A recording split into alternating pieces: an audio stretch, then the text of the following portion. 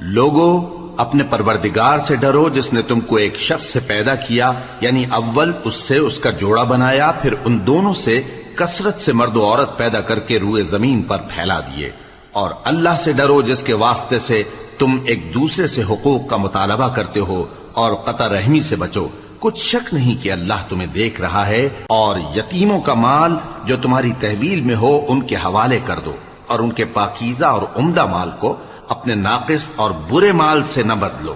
اور نہ ان کا مال اپنے مال میں ملا کر کھاؤ کہ یہ بڑا سخت گناہ ہے۔ اور اگر تم کو اس بات کا خوف ہو کہ یتیم لڑکیوں کے بارے میں انصاف نہ کر سکو گے تو ان کے سوا جو عورتیں تم کو پسند ہوں، 2 یا 3 یا 4 ان سے نکاح کر لو۔ اور اگر اس بات کا اندیشہ ہو کہ کئی عورتوں سے انصاف نہ کر سکو گے تو ایک ہی عورت سے نکاح کرو یا باندی سے تعلق رکھو جس کے تم مالک ہو۔